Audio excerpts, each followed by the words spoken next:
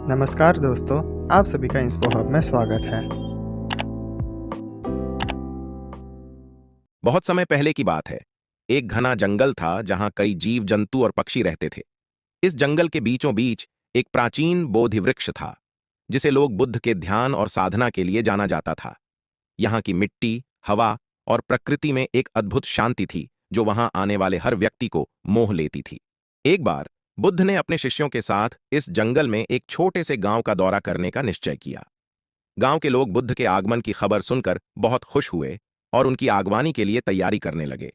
बुद्ध का एक मुख्य शिष्य, आनंद, जो हमेशा उनके साथ रहता था, गांव वालों की मदद कर रहा था।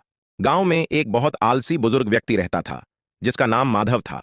माधव हमेशा आलस में डूबा रहता और कोई काम नहीं करता। उसका मानना था कि जो भी होता है वो किस्मत का खेल है और उसके जीवन में कुछ भी बदलने वाला नहीं है। गांव के लोग उसे अक्सर कामचोर कहकर ताना मारते, लेकिन माधव ने कभी किसी की बातों पर ध्यान नहीं दिया। जब बुद्ध गांव पहुंचे तो गांव के लोग उन्हें बोधि वृक्ष के पास ले गए और उनके पास बैठकर धर्म की बातें सुनने लगे। बुद्ध ने अपने शिष्यों को और गांव वालों को एक महत्वपूर्ण शिक्षा दी कि जो भी होता है अच्छे के लिए होता है। उन्होंने समझाया कि जीवन में आने वाले हर अनुभव, चाहे वह अच्छा हो या बुरा, हमें कुछ न कुछ सिखाते हैं और हमारी आत्मा को उन्नति की ओर ले जाते हैं। माधव ने भी इस शिक्षा को सुना, लेकिन उसने इसे अपनी आलसी जीवन शैली के समर्थन में लिया। उसने सोचा, यदि सब कुछ अच्छे के लिए होता है तो मुझे मेहनत करने की क्या जरूरत है। मुझे तो बस आराम करना चाहिए। एक दिन जंगल में एक भयंकर तूफान आया। तूफान से गांव में बहुत नुकसान हुआ। कई घरों की छतें उड़ गईं, पेड़ उखड़ गए और लोग परेशान हो गए। गांव वालों ने मिलकर तूफान के बाद की स्थिति को सुधारने की कोशिश की। बुद्ध ने भी अपने शिष्यों के साथ मिलकर गांव वालों की मदद की।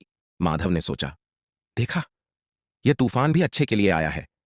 अब गांव के लोग मुझे और कामचोर कहेंगे और मेरा जीवन पहले से भी ज्यादा आरामदायक हो जाएगा। एक दिन माधव के घर के पास एक युवा यात्री आया, जो बुरी तरह से घायल था। उसे देखकर माधव को दया आई और उसने उसकी मदद की। यात्री ने बताया कि वह व्यापार करने के लिए दूर के गांव जा रहा था, लेकिन रास्ते में उसे डाकुओं ने लूट लिया और घायल कर दिया। माधव ने यात्री की सेवा की और उसे खाना और पानी दिया। यात्री ने माधव का धन्यवाद किया और कहा, आपकी मदद के बिना मैं शायद जीवित नहीं बच पाता। इस घटना ने माधव के दिल को छू लिया। उसने पहली बार महसूस किया कि किसी की मदद करना कितना संतोषजनक हो सकता है। उसने सोचा, शायद मुझे भी अपने जीवन में कुछ परिवर्तन करने चाहिए। माधव ने तय किया कि वह बुद्ध से मिलकर अपने जीवन की दिशा के बारे में पूछेगा। वह बुद्ध के पास गया और कहा, हे प्रभु, मैंने आपकी शिक्षा सुनी थी कि जो भी होता है अच्छे के लिए होता है, लेकिन मैं समझ नहीं पा रहा कि इस आलस्य और आराम के जीवन में अच्छा क्या है। बुद्ध ने मुस्कुराते हुए कहा, माधव, तुमने सही सुना था। जो भी होता है वह अच्छे के लिए होता है, लेकिन इसका अर्थ यह नहीं कि हमें जीवन में कुछ भी न करना पड़े। हमारी हर क्रिया और अनुभव हमें कुछ सिखाने के लिए होते हैं। तुमने उस घायल यात्री की मदद की, इससे तुम्हें संतोष मिला और तुमने जीवन के असली अर्थ को समझा। अर्थ। माधव ने सिर झुकाकर कहा, मुझे समझ आ गया प्रभु। मैं अब से अपने जीवन को बदलने की कोशिश करूंगा और दूसरों की मदद करने के लिए तत्पर रहूंगा। माधव ने अपनी आलसी जीवन शैली को बदलना शुरू किया। उसने गांव वालों की मदद करना शुरू किया, छोटे छोटे काम करने लगे और धीरे धीरे उसकी पहचान एक मेहनती और दयालु व्यक्ति के रूप में होने लगी। गांव वाले, जो पहले उसे ताने मारते थे, अब उसकी सराहना करने लगे। माधव के इस परिवर्तन ने गांव के और लोगों को भी प्रेरित किया। वे भी बुद्ध की शिक्षा को अपने जीवन में लागू करने लगे और गांव का माहौल बदलने लगा। हर व्यक्ति ने यह समझ लिया कि हर घटना, चाहे वह सुखद हो या दुखद, हमें कुछ न कुछ सिखाने के लिए होती है और हमें उसे सकारात्मक दृष्टिकोण से स्वीकार करना चाहिए। गांव के लोग अब मिलजुल कर काम करने लगे।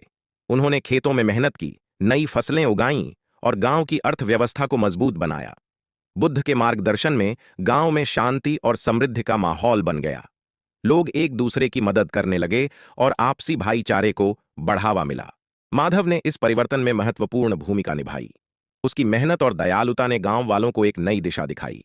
उन्होंने अब समझ लिया था कि जीवन में आने वाली हर चुनौती हमें कुछ सिखाने के लिए होती है और हर अनुभव हमारे लिए एक नई सीख लेकर आता है।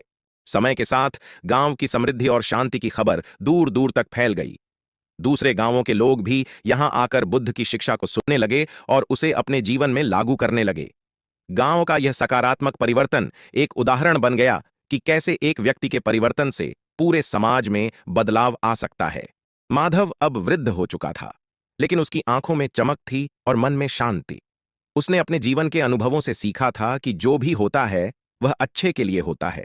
उसने बुद्ध का आभार व्यक्त किया और जीवन के अंतिम समय में भी दूसरों की मदद करते हुए संतोष पाया। इस प्रकार बुद्ध और आलसी बुजुर्ग माधव की कहानी हमें यह सिखाती है कि जीवन में आने वाली हर घटना हमें कुछ न कुछ सिखाने के लिए होती है और हमें उसे सकारात्मक दृष्टिकोण से स्वीकार करना चाहिए।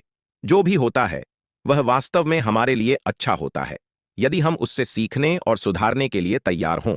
दोस्तों, मैं उम्मीद करता हूं कि आपको ये कहानी दिल से अच्छी लगी होगी। इस वीडियो को लाइक और सब्सक्राइब जरूर करना। नमो बुद्धाय। उम्मीद करता हूँ आपको ये वीडियो पसंद आया। अगर ऐसी ही कहानियाँ आप भविष्य में सुनना चाहते हैं तो हमारे चैनल को सब्सक्राइब कीजिए और इस वीडियो को लाइक कीजिए। धन्यवाद।